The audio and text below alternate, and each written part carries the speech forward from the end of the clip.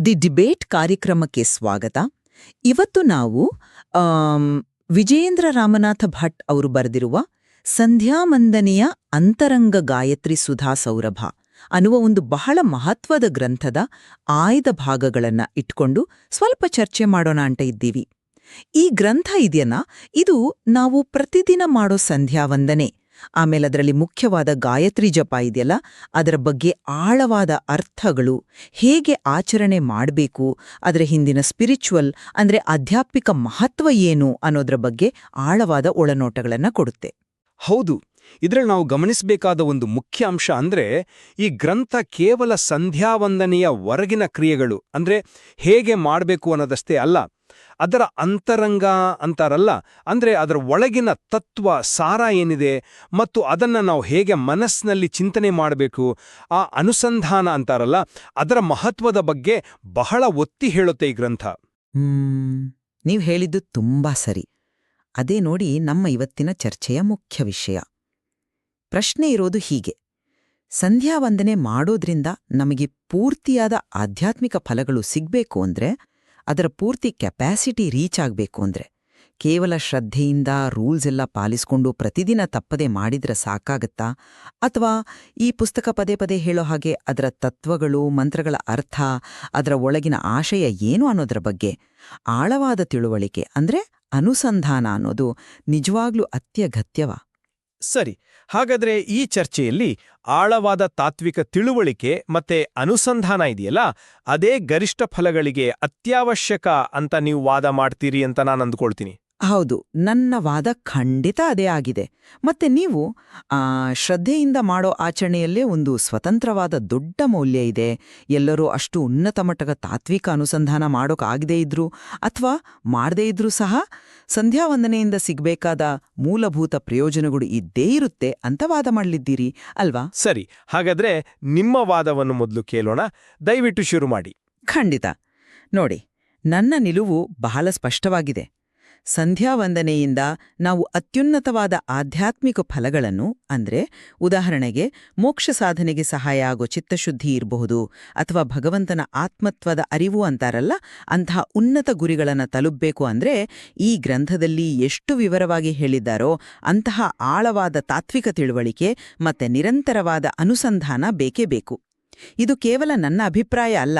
ಮೂಲ ಗ್ರಂಥದಲ್ಲೇ ಅಂತರಂಗ ಮತ್ತೆ ಅನುಸಂಧಾನದ ಮಹತ್ವವನ್ನ ಪದೇ ಪದೇ ಒತ್ತಿ ಹೇಳಿದ್ದಾರೆ. ಸೋರ್ಸ್ 7-8-19. ಲೇಖಕರು ಮತ್ತೆ ಅವರು ಉಲ್ಲೇಖಿಸೋ ಬೇರೆ ವಿದ್ವಾಂಸರು ಕೂಡ ಕೇವಲ ಮೆಕ್ಯಾನಿಕಲ್ ಆಗಿ ಅಂದ್ರೆ ಅರ್ಥ ತಿಳ್ಕೊಳ್ದೆ ಮಾಡೋ ಆಚರಣೆ ಬಗ್ಗೆ ವಿಷಾದ ವ್ಯಕ್ತಪಡಿಸೋದನ್ನ ನಾವು ಸ್ಪಷ್ಟವಾಗಿ ನೋಡ್ತೀವಿ. ಸೋರ್ಸ್ 17-19 ಅಂದ್ರೆ ಸಮಾಜದಲ್ಲಿ ಜ್ಞಾನಪೂರ್ವಕವಾದ ಅನುಷ್ಠಾನದ ಕೊರತೆ ಇದೆ ಅಂತ ಇದು ನೇರವಾಗಿ ಹೇಳಿದ ಹಾಗೆ. ಯದೇವ ವಿದ್ಯೆಯಾ ಕರೋತಿ ಶ್ರದ್ಧೆಯ ಉಪನಿಷದ ತದೇವ ವೀರ್ಯವತ್ತರಂ ಭವತಿ. ಸೋರ್ಸ್ 19 ಅಂತ ಒಂದು ಪ್ರಸಿದ್ಧ ಉಪನಿಷದ್ ವಾಕ್ಯ ಇದೆಯಲ್ಲ, ಅದನ್ನು ನೋಡಿ. ಜ್ಞಾನದಿಂದ, ಶ್ರದ್ಧೆಯಿಂದ ಅದರ ರಹಸ್ಯಾರ್ಥ ತಿಳುಕೊಂಡು ಮಾಡೋ ಕರ್ಮವೇ ಹೆಚ್ಚು ಪವರ್ಫುಲ್, ಹೆಚ್ಚು ಫಲ ಕೊಡುತ್ತೆ ಅಂತ ಅದು ಕ್ಲಿಯರ್ ಆಗಿ ಹೇಳುತ್ತೆ. ಈ ಗ್ರಂಥದಲ್ಲಿ ಗಾಯತ್ರಿ ಮಂತ್ರದ ಪ್ರತಿಯೊಂದು ಪದಕ್ಕೂ ತತ್ ಸವಿತುಹು ಹೀಗೆ ಅದರ ಗುಡಾರ್ಥಗಳು, ಭಗವಂತನ ಗುಣಗಳ ಜೊತೆ ಅದರ ಸಂಬಂಧ ಏನು ಅಂತ ವಿವರಿಸಿದ್ದಾರೆ. ಸೋರ್ಸ್ 8-5. ಆಮೇಲೆ ಪ್ರಾಣಾಯಾಮ, ಆಚಮನ ಮಾಡೋದ್ರ ಹಿಂದಿನ ಉದ್ದೇಶ ಕೇವಲ ಶರೀರಕ್ಕೆ ಸಂಬಂಧಿಸಿದ್ದಲ್ಲ, ತಾತ್ವಿಕ ಉದ್ದೇಶಗಳು ಇವೆ. ಉದಾಹರಣೆಗೆ ಪಿಂಡಾಂಡ ಬ್ರಹ್ಮಾಂಡಗಳ ಸಂಬಂಧದ ಅರಿವು, ತಾಮ ಕ್ರೋಧ ಇತ್ಯಾದಿ ಒಳಗಿನ ದೋಷಗಳ ನಿವಾರಣೆ. ಸೋರ್ಸ್ 14-15. ಮತ್ತು ಮುಖ್ಯವಾಗಿ ಭಗವಂತನನ್ನ ಆತ್ಮ ಅಂತ ಉಪಾಸನೆ ಮಾಡೋ ಗಹನವಾದ ವಿಷಯವನ್ನ ವಿಸ್ತಾರವಾಗಿ ಚರ್ಚೆ ಮಾಡಿದ್ದಾರೆ.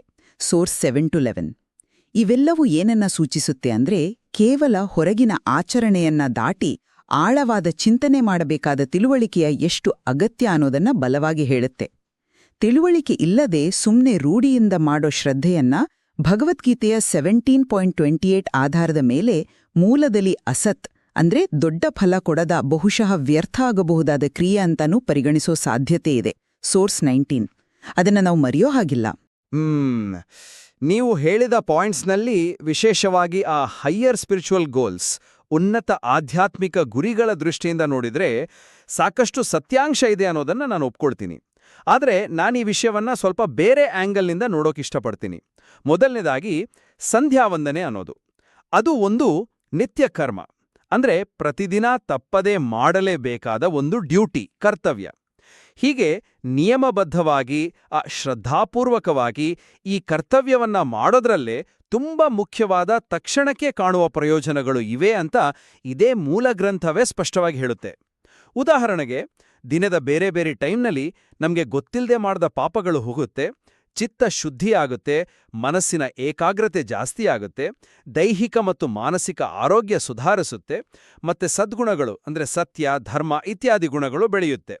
ಇವೆಲ್ಲ ಒಬ್ಬ ಸಾಮಾನ್ಯ ಸಾಧಕನಿಗೂ ಸುಲಭವಾಗಿ ಸಿಗೋ ಹಾಗೆ ಇರೋ ಫಲಗಳು. ಮತ್ತೆ ಗಾಯತ್ರಿ ಮಂತ್ರದ ಒಳಗಿರುವ ಅದರದೇ ಆದ ಶಕ್ತಿ ಇದೆಯಲ್ಲ, ಅದನ್ನ ಮೂಲ ಗ್ರಂಥ ನ ಗಾಯತ್ರ್ಯಾಹ ಪರಂ ಜಪ ಅಂತ ಹೇಳುತ್ತೆ. ಅಂದ್ರೆ ಗಾಯತ್ರಿ ಮಂತ್ರಕ್ಕಿಂತ ಶ್ರೇಷ್ಠವಾದ ಜಪವೇ ಇಲ್ಲ ಅಂತ. ಇದರ ಅರ್ಥ ಏನು? ಮಂತ್ರದಲ್ಲೇ ಒಂದು ದೊಡ್ಡ ಶಕ್ತಿ ಅಡಗಿದೆ, ಅದನ್ನ ಹೇಳೋದ್ರಿಂದಲೇ ಪ್ರಯೋಜನ ಇದೆ.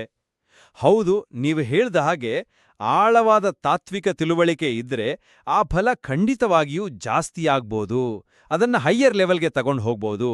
ಆದರೆ ಅಂತಹ ತಿಳುವಳಿಕೆ ಇಲ್ಲ ಅನ್ನೋ ಒಂದೇ ಕಾರಣಕ್ಕೆ ಶ್ರದ್ಧೆಯಿಂದ ಮಾಡಿದ ಆಚರಣೆಯ ಮೂಲಭೂತ ಮೌಲ್ಯ ಆಗ್ಲಿ, ಅದರಿಂದ ಸಿಗೋ ಬೇಸಿಕ್ ಪ್ರಯೋಜನಗಳಾಗ್ಲಿ ಪೂರ್ತಿಯಾಗಿ ಇಲ್ಲ ಅಂತ ಹೇಳೋತಿ ಆಗಲ್ಲ. ಅಲ್ಲದೆ ಬೇರೆ ದೇವರ ಪೂಜೆಗಳಿಗೆ ಹೋಲಿಸಿದ್ರೆ ಸಂಧ್ಯಾವಂದನೆ ಅನ್ನೋದು ಹೆಚ್ಚು ಸುಲಭ ಸಾಧ್ಯವಾದ ಸಾಧನ ಅಂತ ಮೂಲ ಗ್ರಂಥವೇ ಹೇಳುತ್ತೆ, ಸೋರ್ಸ್ 13. ಇದರ ಅರ್ಥ ಏನು? ಇದು ಕೇವಲ ಫಿಲಾಸಫಿ, ವೇದಾಂತದಲ್ಲಿ ತುಂಬಾ ಆಳವಾದ ಪಾಂಡಿತ್ಯ ಇರೋರಿಗೂ ಮಾತ್ರ ಇರೋದಲ್ಲ. ಬದಲಾಗಿ ಸಾಮಾನ್ಯ ಅನುಷ್ಠಾನ ಮಾಡೋರ್ಗೂ ಇದು ಸಿಗಬೇಕು ಮತ್ತು ಅವರಿಗೂ ಫಲ ಕೊಡಬೇಕು.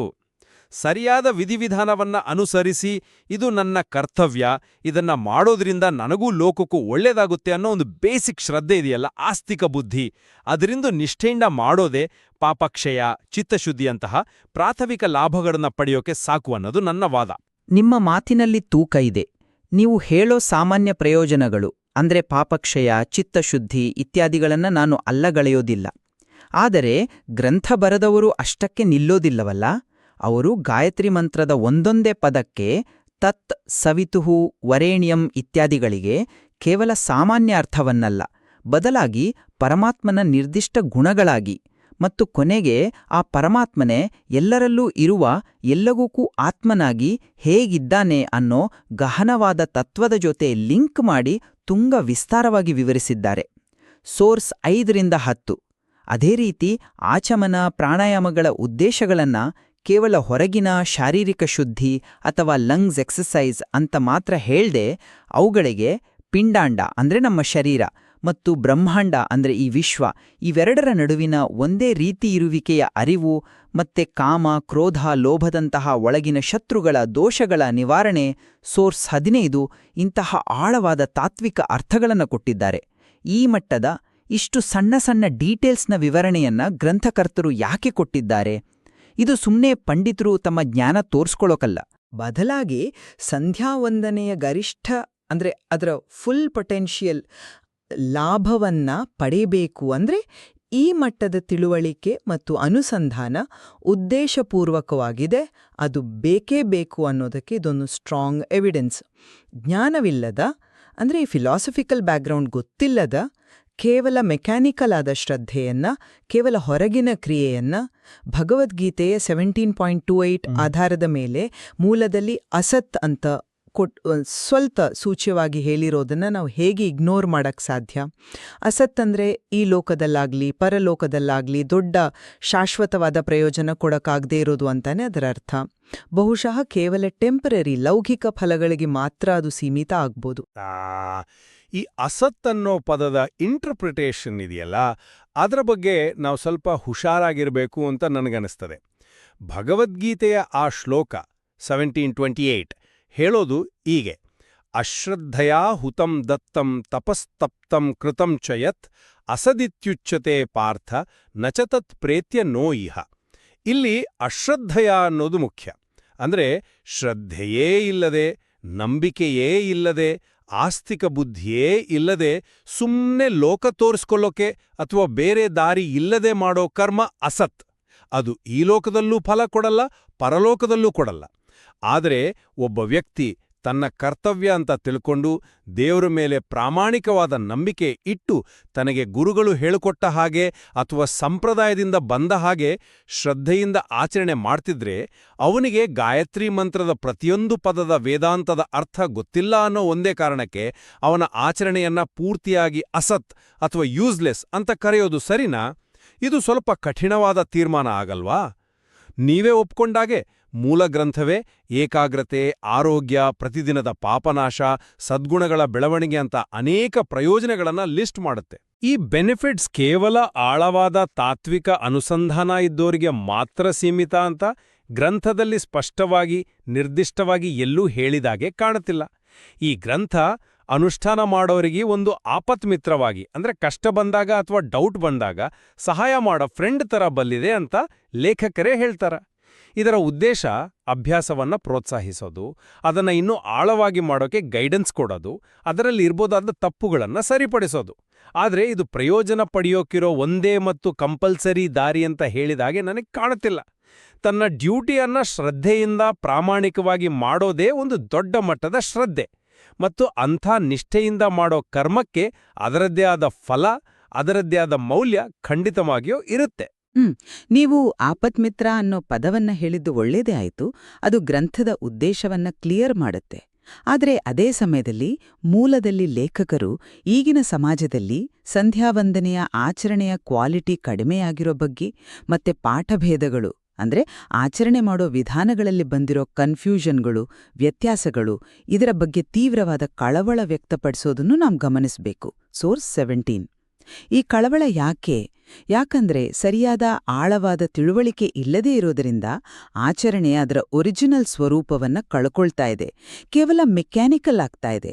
ಈ ಗ್ರಂಥ ಆ ಕೊರತೆಯನ್ನ ನೀಗ್ಸೋಕ್ಕೆ, ಆ ಕನ್ಫ್ಯೂಷನ್ಗಳನ್ನ ಸರಿಪಡಿಸೋಕ್ಕೆ ಮತ್ತು ಪೂರ್ತಿ ಫಲ ಕೊಡೋ ಐಡಿಯಲ್ ಪ್ರಾಕ್ಟೀಸ್ ಹೇಗಿರಬೇಕು, ಅದರ ಹಿಂದಿನ ತತ್ವಗಳೇನು ಅನ್ನೋದನ್ನ ಅಥಾರಿಟೇಟಿವ್ ಆಗಿ ತಿಳಿಸೋಕ್ ಪ್ರಯತ್ನ ಮಾಡ್ತಾ ಇದೆ. ಅದಕ್ಕಾಗಿಯೇ ಈ ಜ್ಞಾನ ಅತ್ಯಗತ್ಯ ಆಗತ್ತೆ. ಕೇವಲ ಶ್ರದ್ಧೆಯಿಂದ ಮಾಡ್ತೀನಿ ಅಂದ್ರೆ ಯಾವ ಶ್ರದ್ಧೆ? ಯಾವುದ್ರ ಮೇಲೆ ಶ್ರದ್ಧೆ? ಸರಿಯಾದ ವಿಧಾನದ ಮೇಲೆ, ಸರಿಯಾದ ಅರ್ಥದ ಮೇಲೆ ಶ್ರದ್ಧೆ ಇರಬೇಕಲ್ವಾ?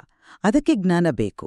ಮೂಲದಲ್ಲಿ ಜ್ಞಾನಯಜ್ಞದ ಮಹತ್ವವನ್ನ ಸೋರ್ಸ್ 1320 ಭಗವದ್ಗೀತೆಯನ್ನ ಉಲ್ಲೇಖಿಸಿ ಪದೇ ಪದೇ ಒತ್ತಿ ಹೇಳಿದ್ದಾರೆ. ದ್ರವ್ಯಯಜ್ಞಗಳಿಗಿಂತ ತಪೋಯಜ್ಞ, ಯೋಗಯಜ್ಞ, ಸ್ವಾಧ್ಯಾಯ ಯಜ್ಞ ಮತ್ತು ಜ್ಞಾನಯಜ್ಞಗಳು ಶ್ರೇಷ್ಠ ಅಂತ ಹೇಳಿ ಜ್ಞಾನಯಜ್ಞವೇ ಎಲ್ಲರಿಗಿಂತ ಶ್ರೇಷ್ಠ ಅಂತ ಹೇಳಿದ್ದಾರೆ. ಜಪಯಜ್ಞ ಶ್ರೇಷ್ಠವೇ ಹೌದು, ಆದರೆ ಆ ಜಪಯಜ್ಞ ಜ್ಞಾನಪೂರ್ವಕವಾಗಿ ಇದ್ದಾಗ, ಅಂದ್ರೆ ಅರ್ಥಾನುಸಂಧಾನದ ಜೊತೆ ಕೂಡಿದಾಗ ಅದು ಜ್ಞಾನಯಜ್ಞದ ಮಟ್ಟಕ್ಕೆ ಇರುತ್ತೆ ಮತ್ತು ಇನ್ನೂ ಶ್ರೇಷ್ಠವಾಗುತ್ತೆ. ನಿಮ್ಮ ವಾದವನ್ನ ಒಪ್ಪಿದ್ರೂ ಇನ್ನೊಂದು ಆಯಾಮವನ್ನ ಗಮನಿಸ್ಬೇಕಲ್ವಾ? ಜ್ಞಾನದ ಮೌಲ್ಯವನ್ನ ನಾನೂ ಒಪ್ಕೊಳ್ತೀನಿ. ಪಾಠಭೇದಗಳ ಸಮಸ್ಯೆ, ಆಚರಣೆಯ ಕ್ವಾಲಿಟಿ ಕಡಿಮೆಯಾಗಿರೋದು ಇವೆಲ್ಲ ನಿಜ. ಮತ್ತು ಈ ಗ್ರಂಥ ಆ ಸಮಸ್ಯೆಗಳಿಗೆ ಒಂದು ಅತ್ಯುತ್ತಮ ಪರಿಹಾರ ಕೊಡೋ, ಅನುಷ್ಠಾನವನ್ನ ಶುದ್ಧ ಮಾಡಿ ಉನ್ನತ ಮಟ್ಟಕ್ಕೆ ತಗೊಂಡೋಗೋ ಒಂದು ಅಮೂಲ್ಯ ಪ್ರಯತ್ನ ಅನ್ನೋದ್ರಲ್ಲಿ ಎರಡು ಮಾತಿಲ್ಲ. ಆದ್ರೆ ಒಂದು ಸಿಂಪಲ್ ಪ್ರಶ್ನೆ ಕೇಳ್ತೀನಿ. ಈ ನಿರ್ದಿಷ್ಟ ಗ್ರಂಥ ಬರೆಯೋದಕ್ಕಿಂತ ಮುಂಚೆ ನೂರಾರು ವರ್ಷಗಳಿಂದ ಅಥವಾ ಈಗ್ಲೂ ಸಹ ಈ ಗ್ರಂಥ ಸಿಗದೇ ಇರೋವ ಅಥವಾ ಇದ್ರ ಬಗ್ಗೆ ಗೊತ್ತಿಲ್ಲದ ಸಾವಿರಾರು ಲಕ್ಷಾಂತರ ಜನ ತಮ್ಮ ಕುಲಗುರುಗಳಿಂದ, ಹಿರಿಯರಿಂದ ಕಲಿತ ಸಂಪ್ರದಾಯದ ಪ್ರಕಾರ ಅತ್ಯಂತ ಶ್ರದ್ಧೆಯಿಂದ, ಅಚಲವಾದ ನಂಬಿಕೆಯಿಂದ ಸಂಧ್ಯಾವಂದನೆಯನ್ನ ಮಾಡ್ತಾ ಬಂದಿದ್ದಾನ, ಈಗ್ಲೂ ಮಾಡ್ತಿದ್ದಾರೆ. ಅವರಿಗೆಲ್ಲ ಸ್ಪಿರಿಚುವಲ್ ಆಗಿ ಯಾವುದೇ ಪ್ರಯೋಜನ ಆಗಿಲ್ಲ. ಅವರೆಲ್ಲರ ಆಚರಣೆ ಬಹುತೇಕ ವೇಸ್ಟ್ ಆಯಿತು ಅಂತ ನಾವು ಖಚಿತವಾಗಿ ಹೇಳೋಕ್ ಸಾಧ್ಯನಾ? ಗುರುಗಳ ಆಶೀರ್ವಾದ, ಅವರ ಗೈಡೆನ್ಸ್ ಮತ್ತು ಶಿಷ್ಯನ ನಂಬಿಕೆಯ ಮಹತ್ವವನ್ನು ಸಹ ಮೂಲ ಗ್ರಂಥದಲ್ಲಿ ಅಲ್ಲಲ್ಲಿ ಹೇಳಿದ್ದಾರೆ. ಸಂಸ್ಕೃತದಲ್ಲಿ ಇಸ್ಸಾ ಟಿಕ್ಸ್, ಜ್ಞಾನ ಖಂಡಿತ ಶ್ರೇಷ್ಠ ಮತ್ತು ಈ ಗ್ರಂಥ ಆ ಅಮೂಲ್ಯವಾದ ಜ್ಞಾನವನ್ನ ಕೊಡುತ್ತೆ. ಆದ್ರೆ ನನ್ನನಿಸಿಕೆ ಏನು ಅಂದ್ರೆ, ಇದು ಅಭ್ಯಾಸವನ್ನ ವರ್ಧಿಸೋ, ಆಳವಾಗಿಸೋ, ಸರಿಪಡಿಸೋ ಒಂದು ಸಾಧನವೇ ಹೊರತು ಸಂಧ್ಯಾವಂದನೆಯಿಂದ ಕನಿಷ್ಠ ಅಥವಾ ಪ್ರಾಥಮಿಕ ಪ್ರಯೋಜನಗಳನ್ನ ಪಡೆಯೋಕಿರೋ ಒಂದು ಕಡ್ಡಾಯ ಪ್ರವೇಶದ್ವಾರ, ಅಂದ್ರೆ ಮ್ಯಾಂಡೇಟರಿ ಎಂಟ್ರಿ ಪಾಯಿಂಟ್ ಅಲ್ಲ. ಆಚರಣೆಯಲ್ಲಿರೋ ನಿಷ್ಠೆ, ಪ್ರಾಮಾಣಿಕತೆ ಮತ್ತು ಶ್ರದ್ಧೆಯೇ ಅನೇಕ ತಪ್ಪುಗಳನ್ನ ಸರಿಪಡಿಸಬಲ್ಲದು ಮತ್ತು ಖಚಿತವಾದ ಫಲವನ್ನ ಕೊರಬಲ್ಲದು. ಈ ವಿಷಯದಲ್ಲಿ ನನ್ನ ನಿಲುವು ಸ್ಪಷ್ಟವಾಗಿದೆ. ನೀವು ಹೇಳೋದು ಬಹುಶಃ ಚಿತ್ತಶುದ್ಧಿ, ಪಾಪಕ್ಷಯದಂತಹ ಸಾಮಾನ್ಯ ಫಲಗಳಿಗೆ ಸರಿ ಹೋಗಬಹುದೇನೋ. ಆದರೆ ಈ ಗ್ರಂಥ ವಿವರಿಸೋ ಅತ್ಯುನ್ನತ ಗುರಿ ಅಂದ್ರೆ ಆತ್ಮತ್ವದ ಉಪಾಸನೆ ಅಂತಾರಲ್ಲ, ಸೋರ್ಸ್ 711, ಅಂಥ ಅತ್ಯಂತ ಗಹನವಾದ, ಸೂಕ್ಷ್ಮವಾದ ತಾತ್ವಿಕ ವಿಷಯಗಳನ್ನ ಗಮನಿಸಿ. ಇಲ್ಲಿ ಭಗವಂತನನ್ನ ಕೇವಲ ಸೃಷ್ಟಿಕರ್ತ, ಪಾಲಕ, ಸಂಹಾರಕ ಅಂತ ತಿಳ್ಕೊಳ್ಳೋದಷ್ಟೇ ಅಲ್ಲ, ಅದಕ್ಕಿಂತ ಹೆಚ್ಚಾಗಿ ಅವನು ಎಲ್ಲದಕ್ಕೂ ಆತ್ಮನಾಗಿದ್ದಾನೆ, ಅಂದ್ರೆ ಎಲ್ಲದರ ಒಳಗಿದ್ದು ಕಂಟ್ರೋಲ್ ಮಾಡೋ ಸ್ವಾಮಿಯಾಗಿದ್ದಾನೆ. ಎಲ್ಲ ಚೇತನ ಅಚೇತನ ವಸ್ತುಗಳೂ ಅವನ ಕಂಟ್ರೋಲ್ನಲ್ಲಿವೆ ಅನ್ನೋ ಆತ್ಮ ಶಬ್ದಕ್ಕೆ ಸ್ವಾಮಿ ಅನ್ನೋ ಅರ್ಥವನ್ನ ಗ್ರಂಥದಲ್ಲಿ ವಿಸ್ತಾರವಾಗಿ ವಿವರಿಸಿದ್ದಾರೆ. ಸೋರ್ಸ್ 8. ಆಳವಾದ ತತ್ವವನ್ನ ತಿಳ್ಕೋಬೇಕು. ಇದೇ ಆತ್ಮತ್ವದ ಉಪಾಸನೆ. ಈ ತತ್ವವನ್ನ ಸಪೋರ್ಟ್ ಮಾಡೋಕೆ ಗ್ರಂಥಕರ್ತರು ಬ್ರಹ್ಮಸೂತ್ರದ ಆನಂದಮಯಾಧಿಕರಣ ಮತ್ತು ಆತ್ಮಗೃಹೀತ್ಯಾಧಿಕರಣಗಳಂತಹ ಅಂದ್ರೆ ಬ್ರಹ್ಮಸೂತ್ರದಲ್ಲಿ ನಿರ್ದಿಷ್ಟ ತಾತ್ವಿಕ ವಿಷಯಗಳನ್ನ ಚರ್ಚೆ ಮಾಡಿ ನಿರ್ಣಯ ಮಾಡೋ ಮುಖ್ಯ ವಿಭಾಗಗಳು ರೆಫರೆನ್ಸ್ಗಳನ್ನ ಕೊಟ್ಟಿದ್ದಾರೆ. ಸೋರ್ಸ್ 7. ಭಗವಂತನ ಸತ್ಯ ಸಂಕಲ್ಪದ ಅಂದ್ರೆ ಅವನ ಸಂಕಲ್ಪ ಯಾವತ್ತೂ ವೇಸ್ಟ್ ಆಗಲ್ಲ ಅನ್ನೋ ಕಾನ್ಸೆಪ್ಟನ್ನ ವಿವರಿಸಿದ್ದಾರೆ. ಇಂತಹ ಹೈ ಲೆವೆಲ್, ತರ್ಕಕ್ಕೆ ಸುಲಭವಾಗಿ ಸಿಗದ, ಶಾಸ್ತ್ರಗಳ ಆಳವಾದ ಅಧ್ಯಯನದಿಂದ ಮಾತ್ರ ತಿಳ್ಕೊಳ್ಳೋಕಾಗೋ ಸೂಕ್ಷ್ಮವಾದ ತತ್ವಗಳನ್ನ, ಅವುಗಳ ಡೀಟೇಲ್ಡ್ ಅರ್ಥವನ್ನ, ಅವುಗಳ ಹಿಂದಿನ ಶಾಸ್ತ್ರೀಯವಾದ ಸಪೋರ್ಟನ್ನ ಸರಿಯಾಗಿ ತಿಳ್ಕೊಳ್ಳದೆ ಕೇವಲ ದೇವರು ದೊಡ್ಡವನು, ದೇವರು ಎಲ್ಲವನ್ನೂ ಕಂಟ್ರೋಲ್ ಮಾಡ್ತಾನೆ ಅನ್ನೋ ಸಾಮಾನ್ಯ ಅಸ್ಪಷ್ಟವಾದ ನಂಬಿಕೆಯಿಂದ ಹೇಗೆ ಸರಿಯಾಗಿ ಎಫೆಕ್ಟಿವ್ ಆಗಿ ಗ್ರಂಥ ಹೇಳೋ ರೀತಿಯಲ್ಲಿ ಉಪಾಸನೆ ಮಾಡೋಕೆ ಸಾಧ್ಯ? ಇದಕ್ಕೆ ಖಚಿತವಾಗಿಯೂ ಆಳವಾದ ಶಾಸ್ತ್ರಾಧ್ಯಯನ, ಮನನ ಮತ್ತು ನಿರಂತರವಾದ ಅನುಸಂಧಾನ ಬೇಕೇ ಬೇಕಲ್ವಾ? ಇಲ್ಲಿ ನನ್ನ ಅನಿಸಿಕೆ ಸ್ವಲ್ಪ ಬೇರೆ ಇದೆ. ಉಪಾಸನೆಯಲ್ಲಿ ಅಥವಾ ಸ್ಪಿರಿಚುವಲ್ ಸಾಧನೆಯಲ್ಲಿ ಬೇರೆ ಬೇರೆ ಸ್ಟೇಜಸ್ ಇರುತ್ತೆ ಅನ್ನೋದನ್ನ ನಾವು ಮರಿಬಾರ್ದು. ಎಲ್ಲರೂ ಮೊದಲನೇ ದಿನವೇ ಬ್ರಹ್ಮಸೂತ್ರದ ಅಧಿಕರಣಗಳ ಸೂಕ್ಷ್ಮ ಅರ್ಥಗಳನ್ನ ಗ್ರಹಿಸ್ಕೊಂಡು ಆ ಲೆವೆಲ್ನಲ್ಲಿ ಅನುಸಂಧಾನ ಮಾಡೋಕೆ ಶಕ್ತರಾಗಲ್ಲ. ಅದು ರಿಯಲಿಸ್ಟಿಕ್ ಕೂಡ ಅಲ್ಲ. ನೀವು ಹೇಳದ ಆತ್ಮತ್ವದ ಉಪಾಸನೆ ಅತ್ಯುನ್ನತವಾದದ್ದು. ವಿಶೇಷವಾಗಿ ಮುಮುಕ್ಷುಗಳು ಅಂದ್ರೆ ಮೋಕ್ಷವನ್ನ ಬಯಸೋರು ಮಾಡಬೇಕಾದ ಆಳವಾದ ಅನುಸಂಧಾನ. ಗ್ರಂಥ ಆ ಅತ್ಯುನ್ನತ ಮಟ್ಟವನ್ನ ವಿವರಿಸುತ್ತೆ ನಿಜ, ಆದರೆ ಹಾಗೆ ವಿವರಿಸೋದ್ರಿಂದ ಆರಂಭದ ಹಂತದ ಸಿಂಪಲ್ ಆದ್ರೂ ಪ್ರಾಮಾಣಿಕವಾದ ಶ್ರದ್ಧಾಪೂರ್ಣವಾದ ಉಪಾಸನೆಯನ್ನ ಅದು ಡಿನೈ ಮಾಡಲ್ಲ ಅಥವಾ ಅದನ್ನ ಪೂರ್ತಿ ಯೂಸ್ಲೆಸ್ ಅಂತೆ ತಳ್ಳಿ ಹಾಕಲ್ಲ. ಮೂಲಭೂತವಾಗಿ ಗಾಯತ್ರಿ ಮಂತ್ರವನ್ನ ಜಪಿಸುವಾಗ ಭಗವಂತನನ್ನ ತನ್ನ ಸ್ವಾಮಿ ಅಂತ ಭಾವಿಸಿ, ಆತ್ಮಶಬ್ದಕ್ಕೆ ಒಡೆಯ ಅಥವಾ ಸ್ವಾಮಿ ಅನ್ನೋ ಅರ್ಥವೂ ಇದೆಯಲ್ವಾ, ಪೂರ್ತಿ ಶರಣಾಗತಿಯಿಂದ ಅಚಲವಾದ ಶ್ರದ್ಧೆಯಿಂದ ಮಾಡೋ ಜಪವು ಖಂಡಿತವಾಗಿ ಫಲವನ್ನ ಕೊಡುತ್ತೆ.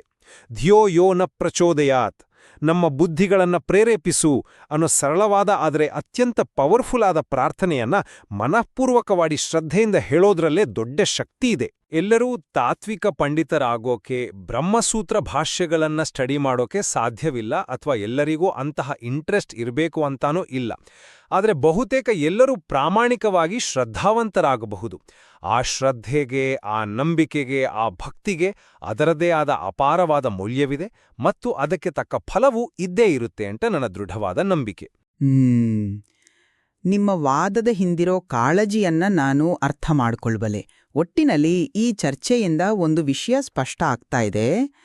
ಸಂಧ್ಯಾವಂದನೆಯ ಪೂರ್ತಿ ಸಾಮರ್ಥ್ಯವನ್ನ ಅರಿಯೋಕೆ, ಅದರ ಗರಿಷ್ಠ ಆಧ್ಯಾತ್ಮಿಕ ಫಲಗಳನ್ನ ಪಡೆಯೋಕೆ ಮತ್ತು ವಿಶೇಷವಾಗಿ ಮೋಕ್ಷ ಸಾಧನೆಯಂತಗ ಉನ್ನತ ಆಧ್ಯಾತ್ಮಿಕ ಗುರಿಗಳನ್ನು ತಲುಪೋ ದೃಷ್ಟಿಯಿಂದ ನೋಡಿದ್ರೆ ಜ್ಞಾನವನ್ನ ಆಧರಿಸಿದ ಆಳವಾದ ತಾತ್ವಿಕ ತಿಳುವಳಿಕೆ ಅಂದರೆ ಅನುಸಂಧಾನ ಅತ್ಯಂತ ಅಮೂಲ್ಯವಾದದ್ದು ಮತ್ತು ಬಹುಶಃ ಅತ್ಯಗತ್ಯವಾದದ್ದು ಅಂತ ಈ ಮೂಲ ಗ್ರಂಥ ಬಹಳ ಸ್ಪಷ್ಟವಾಗಿ ಮತ್ತು ಬಲವಾಡಿ ಹೇಳುತ್ತೆ ಎನ್ನುವುದನ್ನು ನಾವಿಬ್ರೂ ಒಪ್ಕೊಳ್ತೀವಿ ಅಂತ ಕಾಣಿಸ್ತಾ ಇದೆ. ಹೌದು, ಆ ವಿಷಯದಲ್ಲಿ ನಮ್ಮಿಬ್ಬರ ಮಧ್ಯೆ ಯಾವುದೇ ಭಿನ್ನಾಭಿಪ್ರಾಯ ಇಲ್ಲ.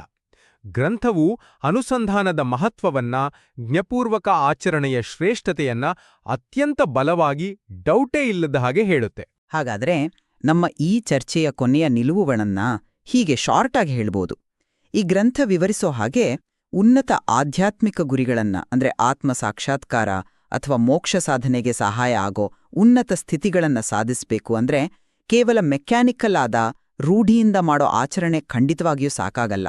ಬದಲಾಗಿ ಗಾಯತ್ರಿ ಮಂತ್ರದ ಮತ್ತು ಸಂಧ್ಯಾವಂದನೆಯ ಕ್ರಿಯೆಗಳ ಹಿಂದಿರೋ ಗಹನವಾದ ತಾತ್ವಿಕ ಚಿಂತನೆ, ಶಾಸ್ತ್ರಗಳ ಸ್ಟಡಿಯಿಂದ ಬರೋ ಸ್ಪಷ್ಟವಾದ ತಿಳುವಳಿಕೆ ಮತ್ತು ಅದರ ನಿರಂತರವಾದ ಮನನ ಅಥವಾ ಅನುಸಂಧಾನ ಅತ್ಯಗತ್ಯವಾಗ್ಬೋದು, ಬಹುಶಃ ಅನಿವಾರ್ಯವೂ ಆಗ್ಬೋದು ಅನ್ನೋದು ನನ್ನ ದೃಢವಾದ ನಿಲುವು.